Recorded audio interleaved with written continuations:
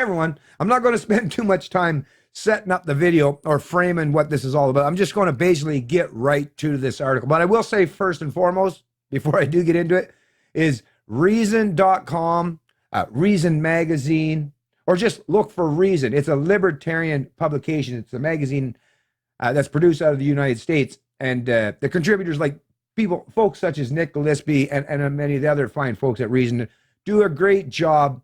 I'm not just talking about politics and the philosophy of liberty and all those great things, the principles, right? The things we all care about, but they're very much all about playing a role in culture as well, and reaching out and appealing to the younger crowd, the younger people among us. So like I say, Reason is a great resource for those who are, even if you're just a beginner or trying to learn about liberty, or I know that like myself, that still loves to hear from other voices of liberty out there who share my passion for individual rights, freedom, and liberty. So let me just get right into it. Politics. In 2021, politics needs a leave us alone coalition. Government is not reason. It is not eloquence. It is force. We could use a little less of that, please. It's reported by Stephen Greenhut, January 8th, 2021. Oh, I love it, right? Very short, to the point, but sends a real clear message. Government truly is force, folks. It is a representation of force, right? That's what gives people in government the ability to do the things that you or I could never do. And not even suggesting that they have that capacity or that authority legitimately. At the end of the day, it's all about trickery, propaganda, indoctrination, the power of political persuasion and propaganda. In other words, a way to convince you to accept that you must have rulers. Otherwise, the world would be a very scary place. When, like I say, in reality, and as anyone that understands it, who even knows what government is, we all accept and own up to the fact that government is force. And if anyone out there ever tries to suggest otherwise, then I would at least recommend that you press them on it. Just see how knowledgeable they truly are, or are they just spewing stuff that other people told them and they didn't take a whole lot of time to truly think about it critically? I'd say it's the latter, not the former, right? For every complex problem, there is an answer that is clear, simple, and wrong, wrote the late journalist and professional cynic H.L. Mencken. In our modern world, the answers to our myriad and complex problems always seem to involve the use of government through taxation, regulation, bureaucracy, and even military invasion. As prevalent as that answer may be, it is usually, although not always, wrong, which is one lesson all Americans should learn from our unspeakably bad year. The pandemic has not only tragically killed more than 300,000 Americans, but has led to previously unimaginable restrictions on our freedom to live our lives as we choose. First, let me just do a little clarification here, because once again, I will point out that Reason would be big L libertarian, so minimal minarchist government, right? So still a bit of a believers, but hey, definitely fellow travelers, right? And we definitely have a lot in common. And I even fully understand why minarchists exist, because yeah, we're not ready as a society or as a people to throw out the baby with the bathwater just yet. Right? You might want to have something to fill that void before you do. And I'm not seeing that out there on the landscape. So even myself will own up and accept, destroying all governments at this particular time, well, it may very well lead to that chaos and that negative connotation that people use towards anarchy. So once again, this is the thing, folks. We have to be wise and prudent. We have to be so intelligent, and not just in terms of how we think about this thing, but what we promote. What kind of future do we want to see going forward? Not just the immediate future, not even just the medium term, but something that's going to be long lasting, universally consistent, something that people can pick up and use as a proper means or some kind of guide in how to navigate their social or economic lives while respecting other people's sovereignty and individuality. Once again, this is something we all have to work towards, and it will benefit everyone, not just some small select groups or particular tribes or collectives. We awake each morning pondering the terms upon which our leaders will even allow us to leave our homes. The COVID-19 restrictions keep changing and the goalposts keep moving. Perhaps we will one day find out whether any of our governors' oftentimes illogical and arbitrary edicts are working, but for now, it's on a need-to-know basis. There's no magic solution, but that's the point. How many people think this not particularly magical thing called government has calmly guided us through the coronavirus crisis? Although scholars dispute its authorship, this George Washington quotation is telling. Government is not reason. It is not eloquence. It is force. Like fire, it is a dangerous servant and a fearful master. Never for a moment should it be left to irresponsible action. Sometimes there's no choice but to use force, which is why we have a justice system based ultimately on compulsion.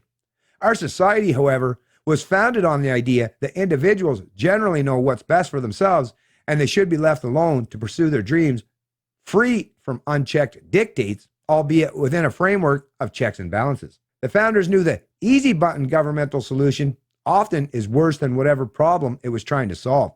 With COVID-19, everyone is flying blind.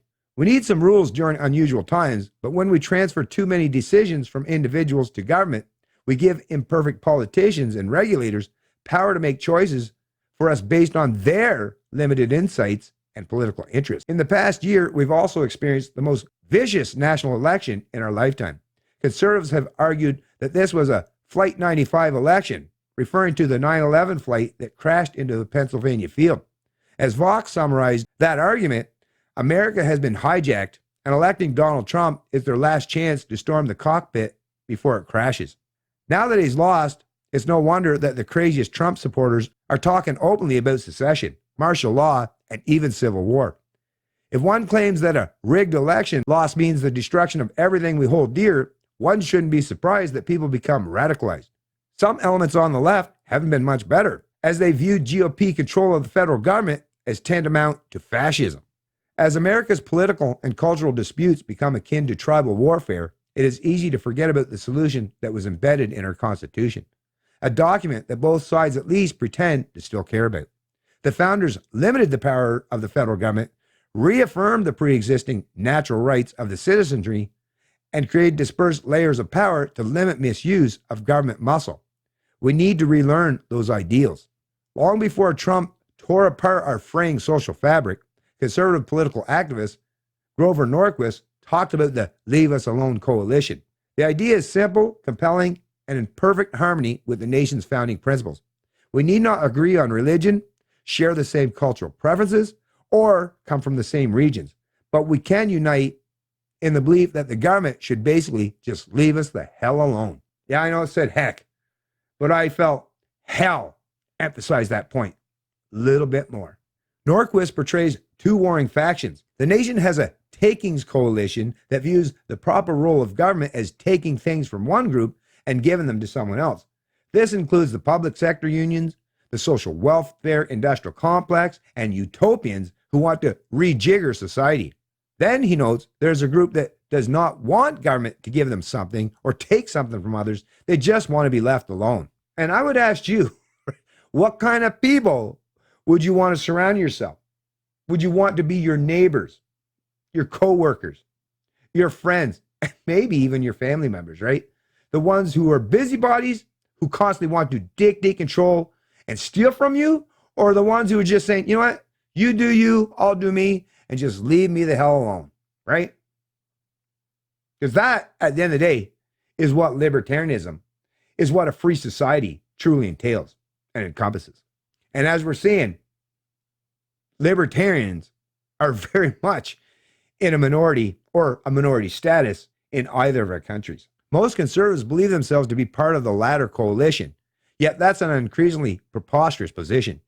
You're not motivated by your desire to have the government leave people alone if you support tariffs, stricter immigration controls, limit on tech firms, higher defense and intelligence spending, asset forfeiture laws, a stepped-up drug war, and much of that social conservative agenda. Maybe the new year might usher in a truce. If we want the government to leave us alone, then we need to be willing to leave them alone. Until Americans spend less time owning the other side and more time restoring some governmental boundaries, all of us will labor under a tightening yoke. This column was first published in the Orange County Register. Anyways, folks, like I say, not much really I have to add or say after this. Basically, I think it was very well articulated, and that message just so resonates with me, and I'm sure it does with you as well. But not enough of us, right? You and I, we're there, right? But damn, we got a large, substantial portion of our populations wherever you live, right? Whatever plantation that you live on in particular, there's a lot of folks around us that they look around and I don't know, either they don't recognize that they're on a plantation, that they're being tightly controlled and restricted, not just their movements, but their economic prosperity is being plundered. And I don't know what it is, but they're like, give me more of it. It used to be, there was a term for that. It used to be called Stockholm Syndrome. I'm not sure what the modern parlance or term people are using for it today, right? But yeah, it's a weird thing. It's a weird thing. And even when you hear these polls are coming out saying the majority of Canadians want more restrictions, more impositions, and tighter lockdowns. Like, what? Who are these people? Where do they come from? How did they become so effed up in the first place to get to the place where, yes, please abuse me. Please destroy my freedoms. Please take away my rights and responsibility, right? What the hell? Who has caused so much harm to these people? Because yes, these people are very authoritarian, but I can't help but think they got that place. They got to that place. You know, some of them may just be inherently evil and immoral or sociopaths, but you can't help but think that that can't possibly represent the mob, the majority, which suggests the alternative, which is there's a lot of massively abused people who are suffering tremendously, and they're just looking to lash out and place that pain or suffering on someone else's shoulders because they can't carry the burden any longer. No matter how you look at it, folks, it's sad, disturbing, and something we're all going to have to reckon with sooner rather than later. I'll definitely share a link to this article in the description in the video below, and I'll see you in the next one. It's Canadian Libertarian, and I love liberty.